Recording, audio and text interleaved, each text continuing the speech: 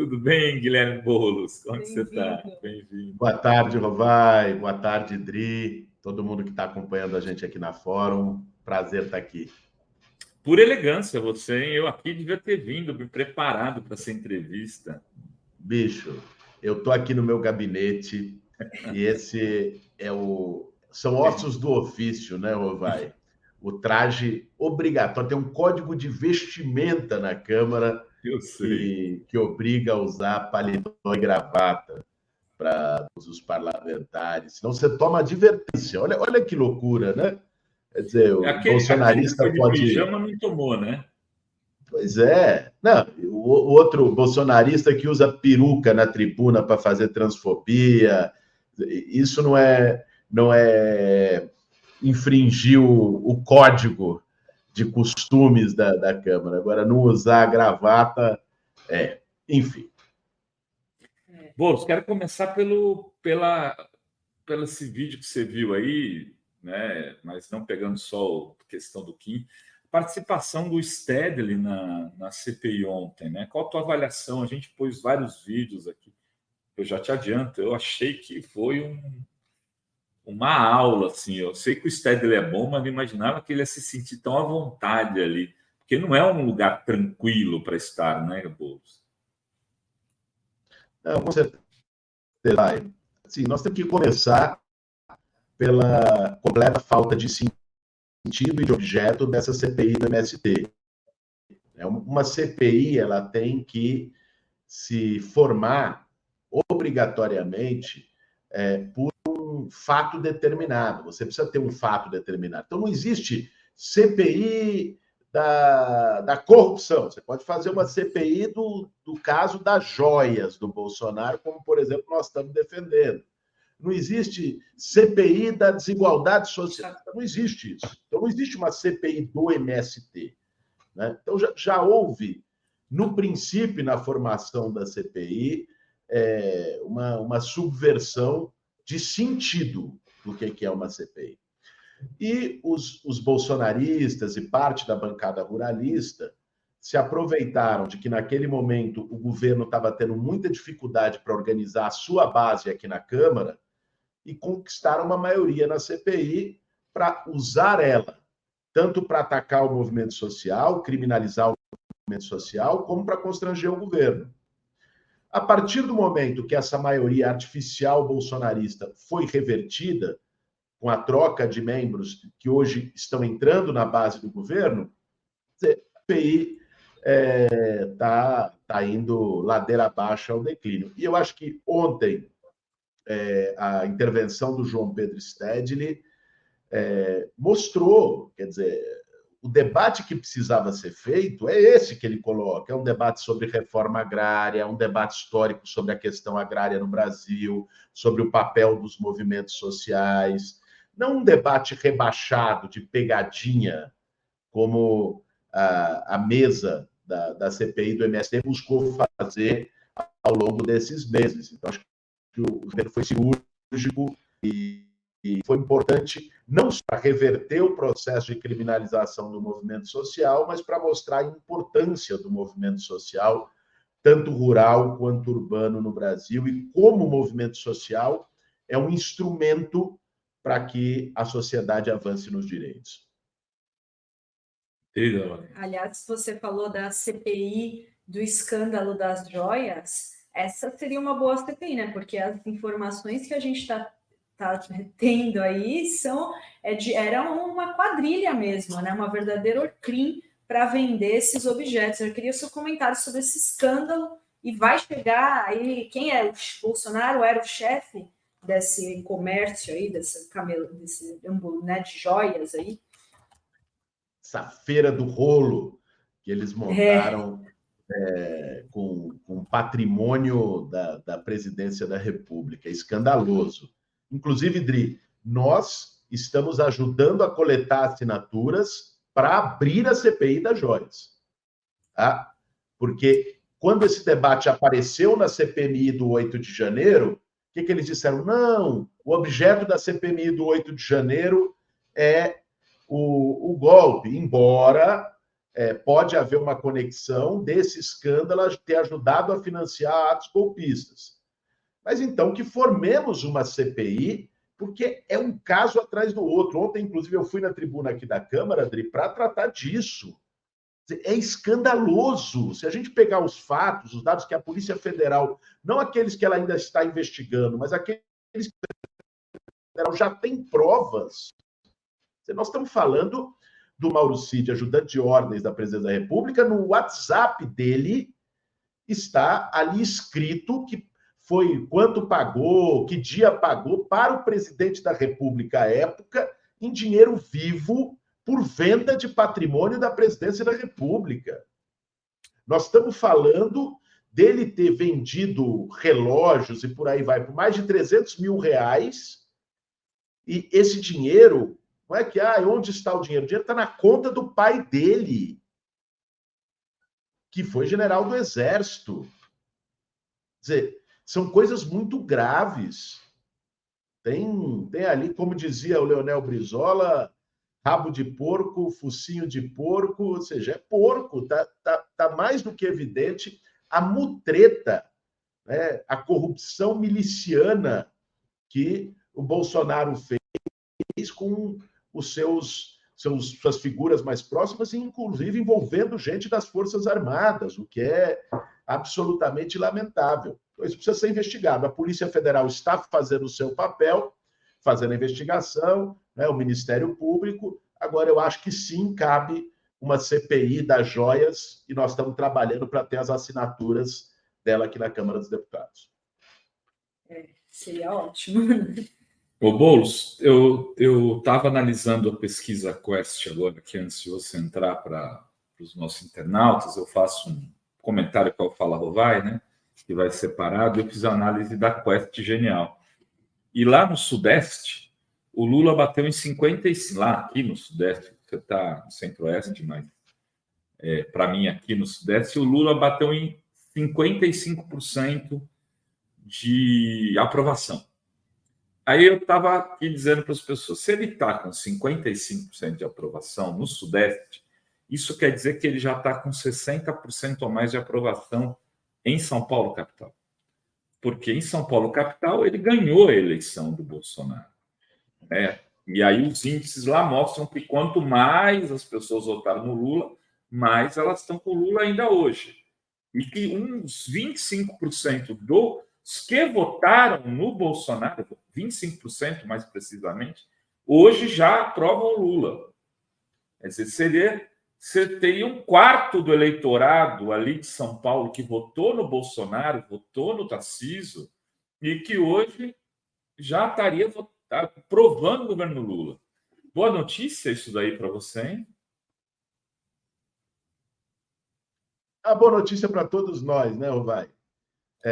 E quando se trata de São Paulo, é sempre importante a gente lembrar, porque dizem, não, São Paulo é conservadora, né? São Paulo tende à direita. Bom, se a gente pegar a cidade de São Paulo, é uma cidade historicamente progressista. A cidade de São Paulo elegeu Luiz Erundina em 1988, no processo de redemocratização do país.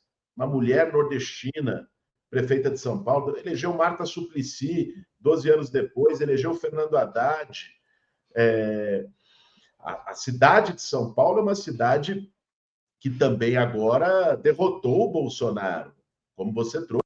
O Lula teve 53%, 54%. Tanto o Lula... Veja o que aconteceu na cidade de São Paulo. O Lula foi o mais votado para presidente, o Haddad ganhou do Tarcísio para governador na cidade, o Márcio França ganhou do astronauta para senador na cidade, eu fui o deputado federal mais votado da cidade, o Suplicy foi o deputado estadual mais votado da cidade. Então, não dá para a gente entrar num discurso fácil de que São Paulo é conservadora, de que... É lógico, a disputa eleitoral em São Paulo será uma guerra.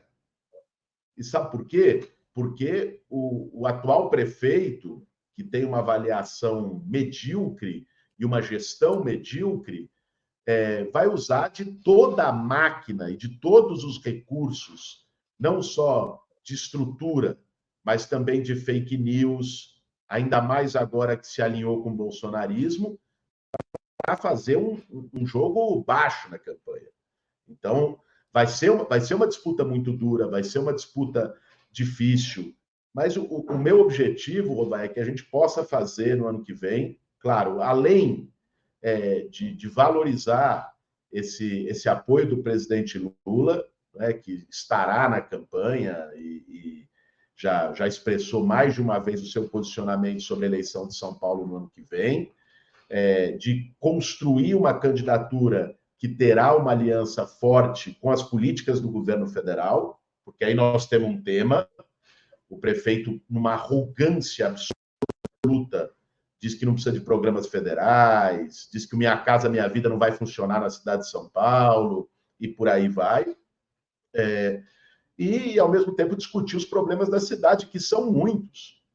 A situação que São Paulo está hoje é crítica, desde zeladoria, de cuidados básicos da cidade, olha o centro como está, que sempre foi o retrato, até a situação social, que mesmo tendo mais de 30 bilhões em caixa da prefeitura, mesmo tendo o maior orçamento da história da cidade, você tem um abandono, uma desumanidade, né? Não só com a população em situação de rua, que é uma face mais visível disso, mas com o conjunto das políticas públicas e sociais. Você vai num posto de saúde da periferia, não tem remédio, né?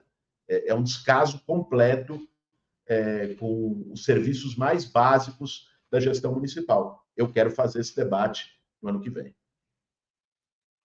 Tem uma pergunta aqui que acho que eu já tinha separado também para fazer para o Boulos, que é a questão da Cracolândia, né? A Lady Bird manda aqui um superchat. Futuro prefeito, já está otimista. Qual a solução para a Cracolândia? Nosso Comitê Popular do Morro do Querosene vai fazer campanha para você. Orgulho do meu voto. Obrigada aí, a Lady Bird. E a Cracolândia, Boulos? Vamos lá. Primeiro também agradecer a Lady Bird e estamos junto e agradecer toda a turma do Comitê Popular do Morro do Querosene. Veja, em primeiro lugar, para a gente não entrar na vala comum dos discursos demagógicos, Dri, a Cracolândia é um problema complexo, certo? A Cracolândia não se resolve com palavra de ordem. Eu me lembro quando o Dória ganhou para a prefeitura em 2016, ele falou: vou acabar com a Cracolândia em um mês. Né? Falou que ia acabar com a Cracolândia em um mês. Passaram-se 8 anos e a Cracolândia só se expandiu e enfim, pulverizou. Hoje de manhã teve uma outra operação que a Cracolândia novamente se espalhou. Essa suposta solução de resolver com tropa de choque e bomba, por mais que ela possa, num primeiro momento, até ganhar um apoio das pessoas que estão saturadas com aquela situação do centro, de insegurança e tudo mais, ela não resolveu, não funcionou. Objetivamente, ela só piorou o problema. Basta perguntar para um comerciante da região ali da Luz, da chamada Cracolândia, que está fechando as portas, né? Basta perguntar para os moradores daquela região que não conseguem sair do portão da sua casa com o celular na mão. Ou seja, o caminho que tem sido utilizado nas últimas gestões não funcionou. Essa é a primeira constatação. O que fazer? Eu acredito que a solução para a Cracolândia, Adri, ela passa por 3 medidas fundamentais. Primeira, naturalmente, existe um problema de segurança pública que está relacionado ao tráfico de drogas. Quer dizer, o crack não nasce num jardim da Estação da Luz, ele é levado para lá. Então, você precisa ter uma política de investigação que cabe à Polícia Civil.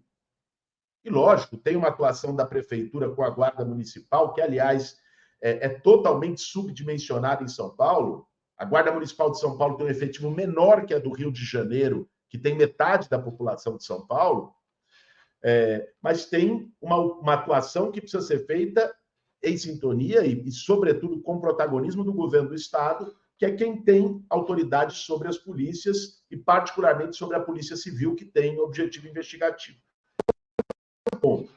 Segundo ponto, Ali é um tema de saúde mental.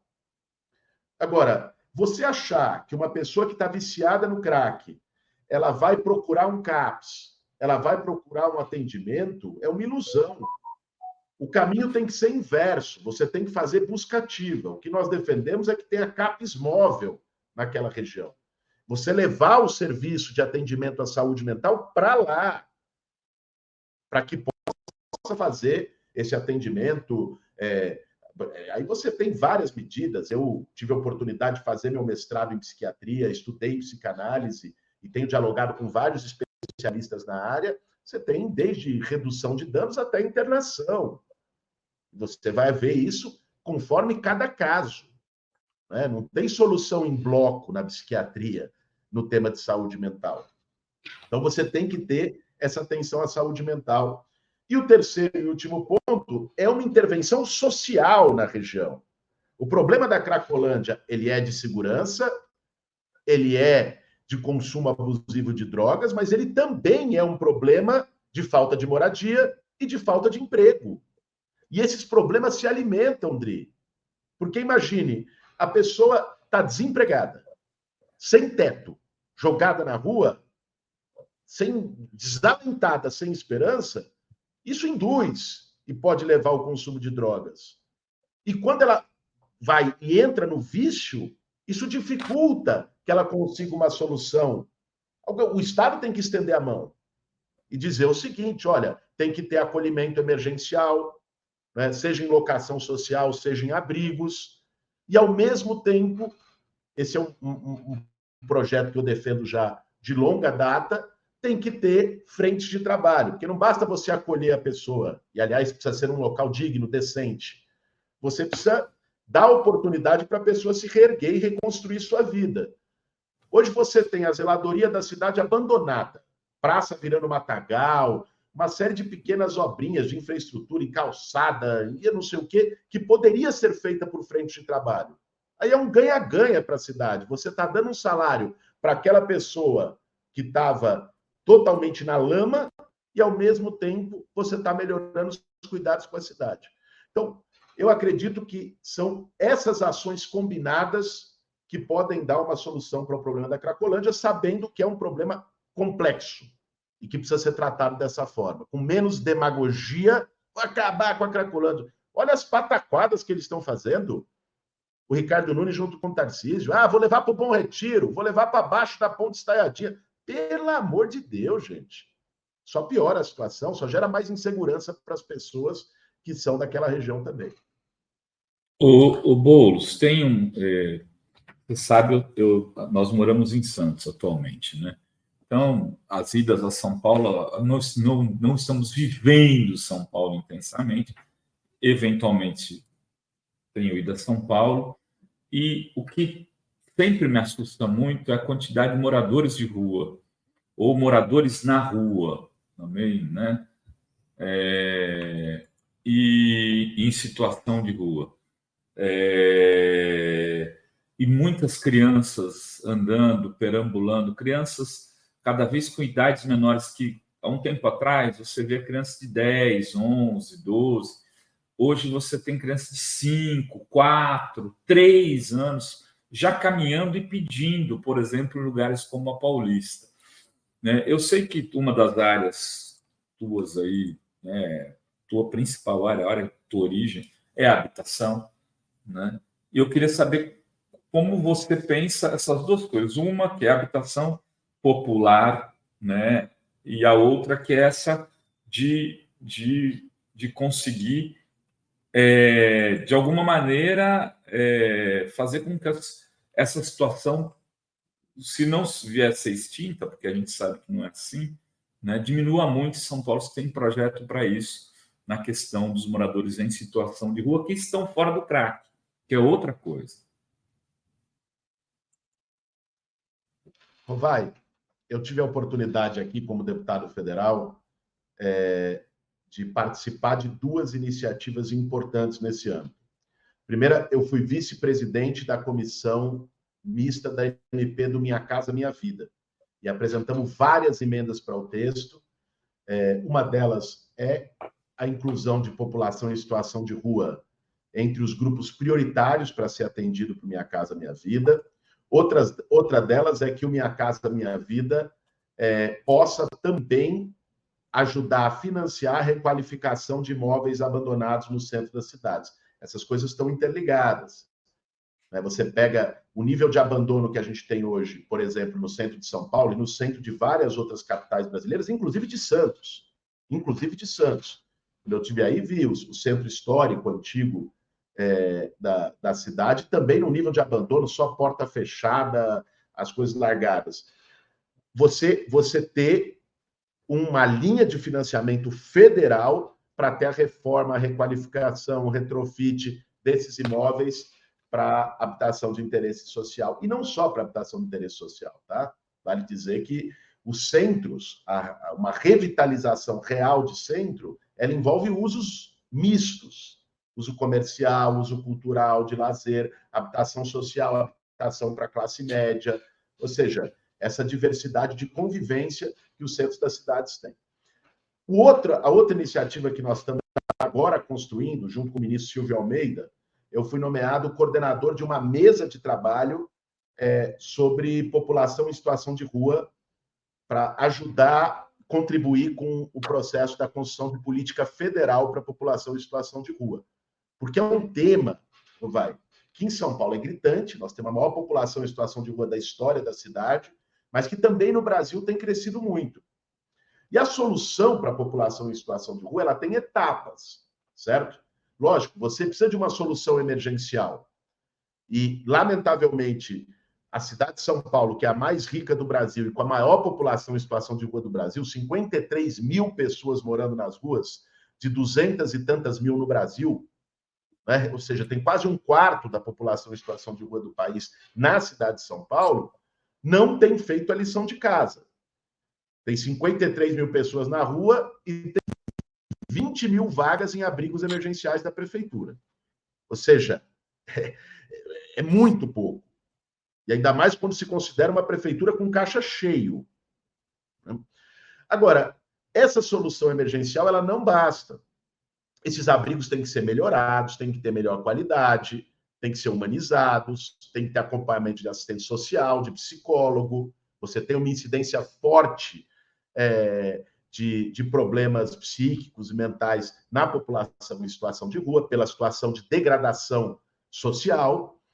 Agora, você tem que ter uma política de moradia definitiva, que é o que se discute no mundo todo, com moradia primeiro e por aí vai. Você tem que ter uma construção habitacional que priorize, como nós queremos que seja e será o novo Minha Casa Minha Vida, aquelas pessoas que estão mais vulneráveis em situação de rua. Seja no sentido tradicional que os condomínios, os conjuntos que Minha Casa Minha Vida já faz, seja, inclusive, em sistema de mutirão, com as pessoas construindo as suas próprias casas e o governo entrando com terreno, entrando com material de construção, com assessoria técnica.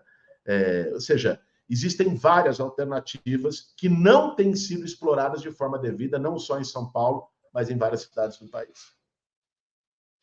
Eu queria perguntar sobre os projetos que você já aprovou aí em 6 meses de mandato. Você já superou os 27 anos de Bolsonaro na Câmara. O Boulos já aprovou 2 projetos em 6 meses. Queria que você falasse sobre eles, inclusive um agora sobre os consignados, né? Tem que ser autorizado isso para a população, né? Mas que, muito importante, né? Que fica nas mãos dos bancos aí. Então, Boulos, 2 projetos já aí em primeiro semestre de mandato. Legal, Dri, não, legal você trazer esse tema.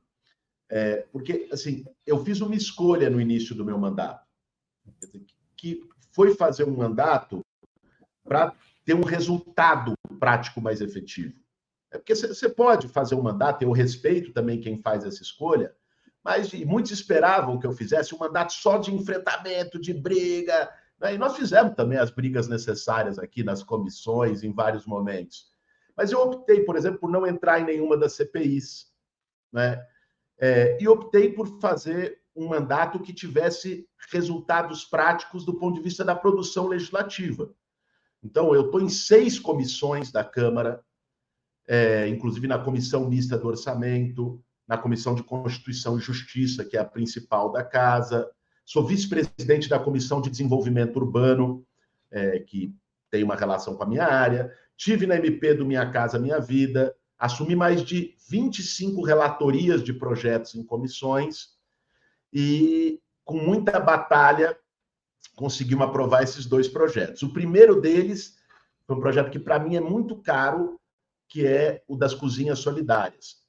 Uma iniciativa que o movimento social, o MTST e depois outros movimentos fizeram no início da pandemia, de combate à fome, que foi estabelecer ali com doações, com crowdfunding, com vaquinha virtual, foi estabelecer cozinhas nas periferias, dentro das favelas, em regiões onde as pessoas estavam com a crise mais grave de fome, né, para distribuir refeições e, ao mesmo tempo, gerar uma renda na comunidade, porque as cozinheiras são todas da comunidade e recebem, naturalmente, uma bolsa, um salário para que possam estar na cozinha fazendo todos os dias a comida. Esse projeto